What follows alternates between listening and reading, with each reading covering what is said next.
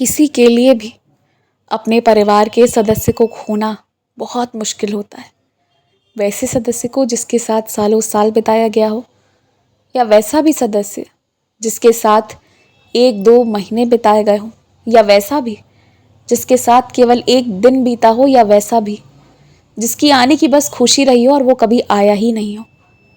और यही परिवार होता है और यही प्रेम होता है। तुम हमेशा कल्पना करते हो ना कि जब मैं परिवार से दूर जाऊंगा, बड़े शहरों में, बड़ी जगह पर बड़े सारे काम करूंगा, दूर से पैसे कमा कर भेजोगे, तुम्हारा परिवार उस पैसे से सारे सुख की प्राप्ति करेगा। ये सब सोचना ठीक है, अपने परिवार को खुशी देने के लिए मेहनत करना, पैसे कमाना, ये सब का विचार रखना तो ठीक है।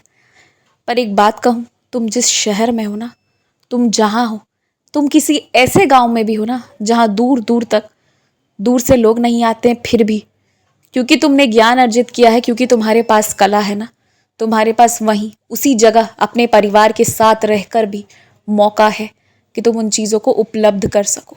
तुम अपने परिवार को खुशी सिर्फ दूर से बैठकर ना भेजो, बल्कि सामने अपने से करके दो। ये सब हो सकता है। तुम देखो, तुम रास्ता ठीक से देख नहीं रहे हो। अगर देखोगे तो पाओगे कि वाकई में ऐसी चीज़ें हो सकती हैं। और एक बात कहूँ, जो लोग बहुत जल्दी जल्दी में बहुत सारे बड़े सामान खरीद रहे हैं, जैसे कि घर, गाड़ी वगैरह वगैरह, और उन चीज़ों की तस्वीर हर जगह घुमा घुमा कर लोगों को दिखा रहे हैं, उस तरह के लोगों से घबराना मत, बिल्कुल मत घबराना। हर व्यक्ति को हर चीज़ की कीमत अदा करनी होती है। या तो उन्होंने खूब मेहनत करके कीमत अदा कर दी है, तब वो ये सब ले पा रहे हैं, या फिर भविष्य में उन्हें कीमत अदा करनी पड़ेगी। और एक बात कहूँ, अगर आज तुम बैठे हो शांति से, तो ऐसा नहीं है कि उनसे कम तुम्हें चीज़ें आती हैं, बल्कि उनसे तो ज़्यादा कुछ तुम्हें पता है। लेकिन अगर आज तुम वो सारी चीज़ें नहीं कर रहे हो, चुप हो, तो इसलिए क्योंकि तुम बंद दरवाजे में जो मेहनत कर रहे हो और जो सोच लेकर चल रहे हो, अगर वहां तक तुम पहुंच गए ना, तो ये सारे लोग जो भी कर रहे हैं इससे कहीं ऊपर पहुंच जाओगे। तो अभी तुम्हें एक लक्ष्य जो तुमने सोचा है, बस वहां तक पहुंचना है, तो ये बाकी चीज़ों को छोड़ दो। अभी जिसने जो करना है वो करने दो। तुम बस मेरी सेवा करो और बाकी वक्त अपने कर्म करो, और उससे बचे हुए वक्त में प्रार्थना करो और फिर आराम करो। बस यही करो। अभी यही तुम्हारे जीवन में आने वाले 1-1.5 साल तुमने करना है। उसके बाद पूरा जीवन बाकी है, जो मर्जी वो करना। जोर जबरदस्ती करके जिस तरह किसी से कोई काम नहीं लिया जा सकता, उसी तरह जोर जबरदस्ती करके किसी को पढ़ाया लिखाया भी नहीं जा सकता। जिसने पढ़ना होगा वो अपनी मर्जी से पढ़ लेगा, और जिसने नहीं पढ़ना होगा ना, उसके लिए तुम कुछ भी कर दो, 1000-लाख रुपए भी खर्च कर दो ना, अच्छी मेज, अच्छी कुर्सी, अच्छी किताबें, अच्छी कॉपियाँ, अच्छे पेन, वो नहीं करना होगा तो वो नहीं पढ़ेंगे।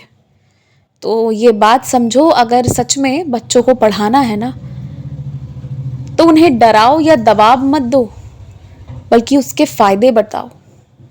ये बताओ कि उससे उन्हें कितना ज्ञान मिलेगा, क्योंकि बाहरी जो भी सुख मिलेगा ये सब बताओगे ना, तो ये उन्हें क्षणिक भर के लिए उत्साहित कर देगी। पर जब सत्य के बारे में बताओगे ना, कि वाकई में उन्हें ज्ञान मिलेगा, उनकी अशुद्धियाँ जो हैं वो शुद्ध हो जाएंगी, ये सारी चीज़ें बताओगे ना, तो अपने आप उनके मन में उत्साह आएगा।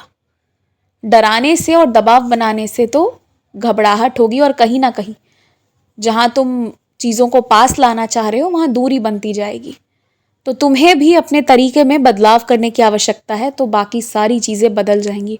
डराओ किसी को भी मत, कभी भी नहीं। और जितना मुझे पता है कि तुम अभी अपने घर के लिए कुछ खाने पीने की सामान किसी दूसरे प्रदेश से मंगवाने की सोच रहे हो, तो मेरे जिन भक्तों को जानते हो ना, तुम उनका साथ लो, उन्हीं से तुम बात करो। वो तुम्हें या तो खुद वो ये काम कर देंगे, या तुम्हें तरीका बता देंगे कि कैसे करना है तुम्हें।